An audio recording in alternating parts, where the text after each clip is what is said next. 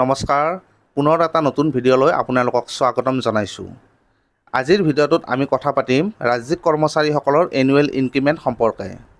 প্ৰথমতে আপোনালোকক জনাব বিচাৰিছোঁ যে এই চেনেলটোৰ জৰিয়তে চৰকাৰী কৰ্মচাৰীসকলৰ বিভিন্ন বা-বাতৰি আপোনালোকৰ মাজলৈ লৈ আহি আছোঁ আৰু ভৱিষ্যতেও লৈ আহি থাকিম। ভিডিঅ'বোৰ মনোগ্ৰাহী কৰিবলৈ যথেষ্ট কষ্ট কৰিবলগীয়া হয়। আশা কৰিছোঁ ভিডিঅ'বোৰ আপোনালোকৰ কাৰণে যথেষ্ট উপযোগী হয়। গতিকে আপোনালোকলৈ এটাই অনুৰোধ, ভিডিঅ'বোৰ চাই ভাল পালে লাইক আৰু শ্বেয়াৰ কৰি দিব আৰু ভৱিষ্যতে এনেকুৱা বিভিন্ন ধৰণৰ ভিডিঅ' পাই থাকিবৰ কাৰণে আমাৰ চেনেলটো ছাবস্ক্ৰাইব কৰি কাষত থকা বেল আইকনটোত ক্লিক কৰি অল ছিলেক্ট কৰি দিব, যাতে ভিডিঅ'সমূহৰ ন'টিফিকেশ্যনবোৰ আপোনালোকে পোনপ্ৰথমতে লাভ কৰে। এতিয়া আজিৰ ভিডিঅ'টোলৈ আহিছোঁ।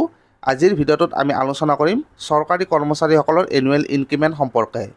এই ভিডিঅ'টোত মূলতঃ দুটা কথাৰ বিষয়ে আলোচনা কৰিম। কৰ্মচাৰীসকলে কেতিয়া আৰু কিমান ইনক্ৰিমেণ্ট লাভ কৰে আৰু কোনবোৰ চৰকাৰী কৰ্মচাৰীয়ে এই ইনক্ৰিমেণ্ট লাভ কৰে। ৰাজ্যিক কৰ্মচাৰীসকলে বছৰেকত এটা ইনক্ৰিমেণ্ট লাভ কৰে আৰু এই ইনক্ৰিমেণ্টৰ হাৰ হৈছে কৰ্মচাৰীজনৰ বেচিক পে' 3%। প্ৰতি বছৰে 1 জুলাইৰ পৰা কাৰ্যকৰী হোৱাকৈ কৰ্মচাৰীসকলে এনুৱেল ইনক্ৰিমেণ্ট লাভ কৰে আৰু এই ইনক্ৰিমেণ্টৰ সৈতে বৰ্ধিত দৰমহা জুলাই মাহৰ দৰমহাৰ সৈতে আগষ্ট মাহত লাভ কৰে। ইয়াতে হয়তো আপোনালোকৰ মনত প্ৰশ্ন উঠিব পাৰে যে কোনবোৰ কৰ্মচাৰীয়ে এই ইনক্ৰিমেণ্ট লাভ কৰে। ইয়াৰ উত্তৰত মই আপোনালোকক জনাইছোঁ যে অসম চৰকাৰৰ অধীনৰ যিসকল চৰকাৰী কৰ্মচাৰী আছে তেওঁলোক প্ৰত্যেকেই এনুৱেল ইনক্ৰিমেণ্ট লাভ কৰে। কিন্তু এনুৱেল ইনক্ৰিমেণ্ট লাভ কৰাৰ এটা চৰ্ত আছে। এই চৰ্ত পূৰ হ'লেহে কৰ্মচাৰী এজনে এনুৱেল ইনক্ৰিমেণ্ট লাভ কৰিব পাৰে। ইয়াতে স্ক্ৰীনত মই আপোনালোকক ROP 2017ৰ এটা পইণ্ট দেখুৱাই দিছোঁ আৰু সেই পইণ্টটো হৈছে এনুৱেল ইনক্ৰিমেণ্ট। আৰু ইয়াতে ROP 2017ত স্পষ্টভাৱে উল্লেখ আছে। ইয়াতে আপোনালোকে দেখিবলৈ পাইছে, ইয়াতে উল্লেখ আছে all employees will be entitled to an annual increment of 3% of basic pay. The date of annual increments in all cases will be 1st of July of the year. Employees completing 3 months and above in the revised grade pay as on 1st of July will be eligible. এই লাইনকেইটা চোৱাৰ পিছত আপোনালোক নিশ্চিত হ'ব পাৰে যে কৰ্মচাৰী এজনে নিজৰ বেচিক পে' 3% এনুৱেল ইনক্ৰিমেণ্ট হিচাপে লাভ কৰে। লগতে ইয়াতে উল্লেখ কৰা হৈছে যে কৰ্মচাৰী এজনে বছৰটোৰ 1 জুলাই তাৰিখে তেওঁৰ কৰ্মজীৱনৰ 3 মাহ অথবা তাতোকৈ অধিক কাল পূৰ্ণ কৰিলেহে এনুৱেল ইনক্ৰিমেণ্ট লাভ কৰিব।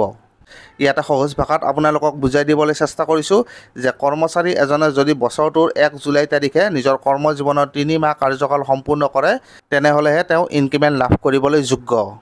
অৰ্থাৎ কৰ্মচাৰী এজনে ইনক্ৰিমেণ্ট লাভ কৰিবলৈ হ'লে তেওঁ চাকৰিত 1 এপ্ৰিল তাৰিখৰ আগতে যোগদান কৰা হ'ব লাগিব। তেতিয়াহে তেওঁ সেই বছৰটোৰ ইনক্ৰিমেণ্ট লাভ কৰিব। অন্যথা তেওঁ পিছৰ বছৰৰ পৰাহে এনুৱেল ইনক্ৰিমেণ্ট লাভ কৰিব। তো আশা কৰিছোঁ আপোনালোকে এই গোটেইখিনি কথা ভালদৰে বুজি পাইছে। এই বছৰো ৰাজ্যিক কৰ্মচাৰীসকলে এই মাহৰ পৰা এনুৱেল ইনক্ৰিমেণ্ট লাভ কৰিবলৈ গৈ আছে। এই বছৰ অৰ্থাৎ 2024 চনত যিসকল চৰকাৰী কৰ্মচাৰীয়ে 1 এপ্ৰিল তাৰিখৰ আগত চাকৰিত যোগদান কৰিছে তেওঁলোক প্ৰত্যেকেই জুলাই মাহৰ দৰমহাৰ পৰা এনুৱেল ইনক্ৰিমেণ্ট লাভ কৰিব। আৰু যিসকল কৰ্মচাৰীয়ে এপ্ৰিল, মে' অথবা জুন মাহত চাকৰিত যোগদান কৰিছে তেওঁলোকে অহা বছৰৰ জুলাই মাহৰ পৰাহে এনুৱেল ইনক্ৰিমেণ্ট লাভ কৰিব। তো আশা কৰিছোঁ এনুৱেল ইনক্ৰিমেণ্ট সম্পৰ্কে আপোনালোকৰ যিখিনি খোকোজা আছিল এই ভিডিঅ'টি চোৱাৰ পিছত নিশ্চয়কৈ সেইখিনি দূৰ হ'ব। তো আজিৰ ভিডিঅ'টিত আপোনালোকৰ কাৰণে এই গুৰুত্বপূৰ্ণ খবৰটোৱে লৈ আহিলোঁ। তো আশা কৰিছোঁ ভিডিঅ'টি আপোনালোকৰ কাৰণে যথেষ্ট উপযোগী হ'ব। ভিডিঅ'টি চাই যদিহে ভাল লাগে তেনেহ'লে লাইক আৰু শ্বেয়াৰ কৰি দিব আৰু লগতে ভৱিষ্যতেও এনেকুৱা বিভিন্ন ধৰণৰ ভিডিঅ' পাই থকাৰ কাৰণে আমাৰ চেনেলটো ছাবস্ক্ৰাইব কৰি থ'ব। ধন্যবাদ।